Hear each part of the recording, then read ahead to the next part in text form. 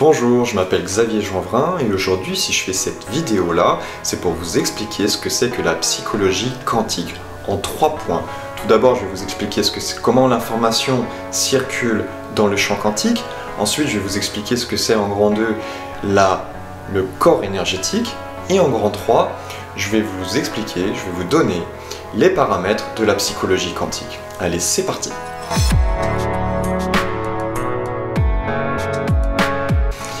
Tout d'abord, il faut comprendre comment l'information circule dans le champ quantique.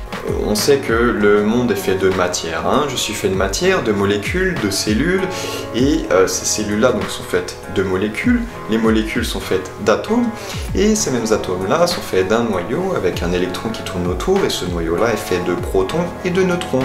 Eh bien, ces neutrons et protons sont faits eux-mêmes de particules élémentaires. Et ce sont ces particules élémentaires-là qui vont nous intéresser. Les particules élémentaires, c'est la base de tout dans l'univers. Une particule élémentaire est faite d'énergie avec une information qui va être ajoutée à cette énergie et ça permet de créer une densité.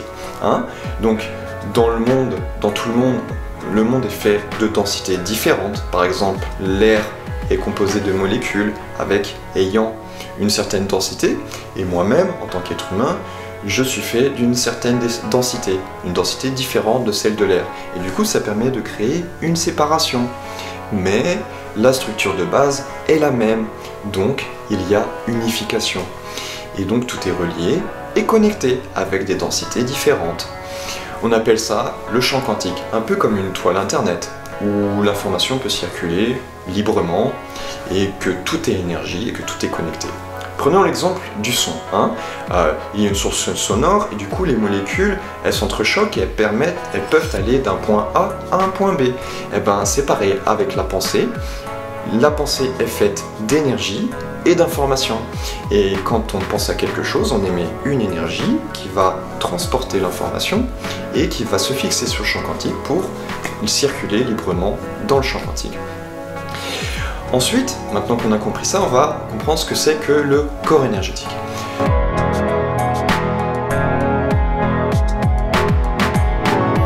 Le monde est fait donc de particules élémentaires, donc d'énergie et d'information.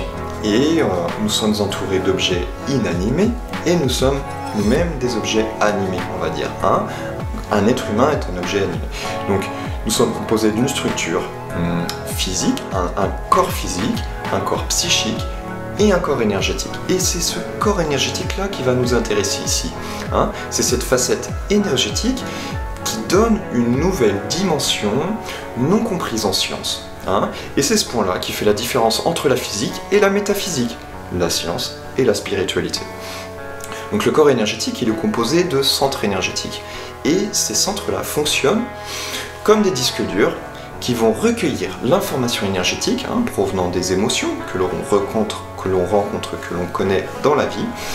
Et donc du fait, chaque centre énergétique, on appelle ça les chakras dans la tradition hindoue ou Itira dans la tradition atlante, lémurienne.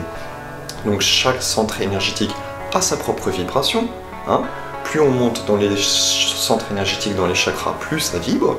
Chaque centre a son taux vibratoire et chaque centre a ses fonctions précises pour recueillir les émotions comme un disque dur.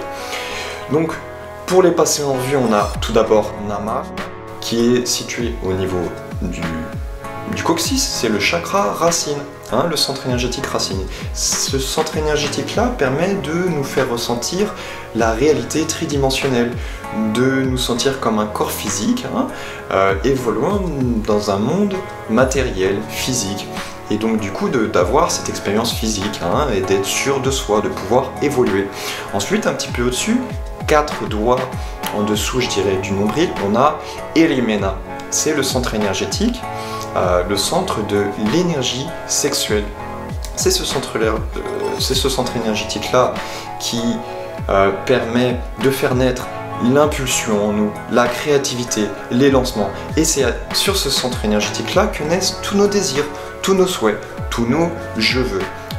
Et ces désirs-là, ils remontent ensuite jusqu'au 3e centre énergétique, situé au niveau du plexus solaire. ce centre énergétique-là, qui s'appelle Anwara, dans la tradition atlante, c'est le centre de la réalisation.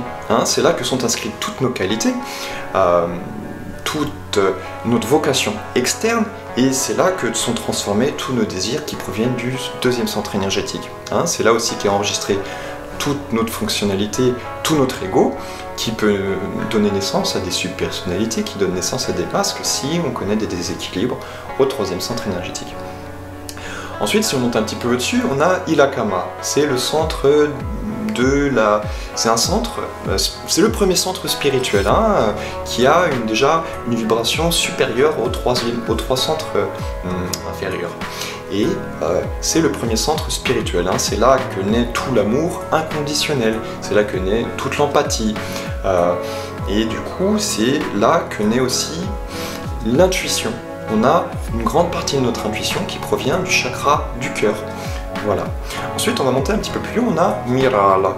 C'est le centre énergétique de la force d'expression. Et c'est là qu'est enregistrée toute notre vocation interne. Hein. Et ce centre-là nous permet d'avoir de l'inspiration et voilà, de nous faire ressortir des talents artistiques. Hein, comme l'expression orale, l'écriture, et comme plein d'autres talents, la musique, etc., etc. Ensuite, si on monte un petit peu plus haut, nous avons Leara. C'est le troisième œil, hein, l'inconscient et le conscient, qui forment le centre spirituel par excellence. C'est la tour de contrôle qui est reliée aux capacités extrasensorielles, hein, les canaux subtils. Et c'est ce centre énergétique-là qui nous permet de prendre une position d'observateur, hein, d'être l'observateur dans le monde qui nous entoure. Si on monte un petit peu plus au-dessus, on a ensuite Erana, hein, qui est le septième centre énergétique, l'énergie reliée aux énergies cosmiques, hein, et qui est reliée au Créateur. Voilà, du coup, ce septième centre énergétique-là permet de se relier et de créer un équilibre avec le chakra racine. Voilà, donc comme je disais, on est entouré d'objets inanimés et donc non vivants, mais ayant une mémoire. Vu que par exemple une table elle est faite de molécules, eh ben, ces molécules vibrent, elles peuvent servir de mémoire.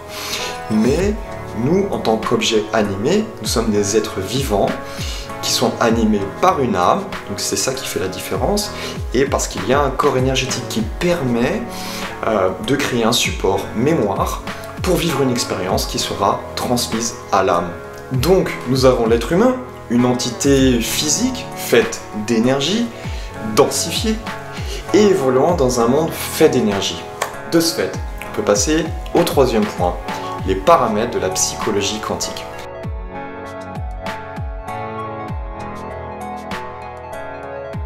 Chacun donc a un corps énergétique qui est paramétré à sa manière, donc qui est plus ou moins équilibré, hein, et qui nous sert de base pour faire tous nos choix dans la vie. Hein. Quand on doit faire un choix, on sait qu'on fait des milliers de choix tous les jours. Et du coup le cerveau, c'est pas le cerveau qui fait vraiment les choix, il va puiser dans les expériences vécues. Et il va les puiser où, hein, dans les centres énergétiques. C'est là où toutes nos émotions sont enregistrées dans les différents disques durs. Donc, vu que ce sont des supports énergétiques, toutes nos émotions vont s'enregistrer dans nos centres énergétiques. Car il faut bien comprendre que tous nos choix sont en fait des émotions. L'alimentation, l'amour, l'amitié, la vie sociale, etc., etc. Et de ce fait, tout ce qu'on vit tous les jours, ça s'enregistre dans nos centres énergétiques. Le problème, c'est que quand la personne connaît des déséquilibres, cela crée des blocages, des traumatismes, des nœuds ou, pire encore, des programmes destructeurs. Par exemple, on va prendre le tabagisme, l'alcoolisme, les dépendances diverses, la boulimie, la nourriture, qui sont dues à la nourriture et par excès, etc., etc. Et donc du coup, si ces émotions sont connues depuis l'enfance, et ont été répétées, elles ont évolué, et elles se sont profondément inscrites dans les centres énergétiques, dans ces disques durs. Ce qui donne des naissances à des subpersonnalités, qui vont faire ressortir des masques. Et donc du coup, vu que ce sont des subpersonnalités, elles agissent de manière autonome et elles font... on n'a pas de contrôle sur ces subpersonnalités-là. Et donc, on ne peut pas... Elles sont nourries ensuite énergétiquement par les mauvais je veux et on ne peut pas les contrôler par nous-mêmes. Il faut quelqu'un d'externe qui puisse nous expliquer la situation. Donc, comme tout est relié au niveau des particules élémentaires, notre cerveau, il ne peut pas comprendre ce mécanisme quantique. C'est une intelligence suprême. Mais notre équilibre interne est directement relié à ce qui se passe en externe, donc dans notre vie. Et comme on sait très bien qu'on attire ce qui nous ressemble, si les choses ne vont pas dans la vie, c'est qu'il subsiste des déséquilibres sur les centres énergétiques. Et c'est là que la psychologie quantique intervient. Il est possible d'aller lire et rechercher chez les patients, pour ceux qui sont comme moi, qui ont cette capacité de se projeter sur le champ quantique et d'effectuer cette analyse. Et dès que le scan est fait, il est possible même de ramener les souvenirs et de les relier à ces déséquilibres-là, sur lesquels du coup la personne va s'être construite et va avoir évolué. Et c'est là ensuite qu'intervient la guérison quantique, pour remplacer les vieux programmes par de nouveaux programmes de manière à formuler un nouvel algorithme qui va vous servir vraiment et efficacement dans la vie. Mais ça, je l'expliquerai plus en détail dans une autre vidéo. Donc, pour finir, pour comprendre comment fonctionne la psychologie quantique, c'est en fait un état psychologique de la personne par le biais de l'équilibre de son corps énergétique, que ce soit fait par une personne, que ce soit fait en personne ou à distance, car on l'aura très bien compris, l'information énergétique circule partout sur le champ quantique. Voilà, je vous remercie beaucoup de m'avoir suivi et je vous dis à très bientôt.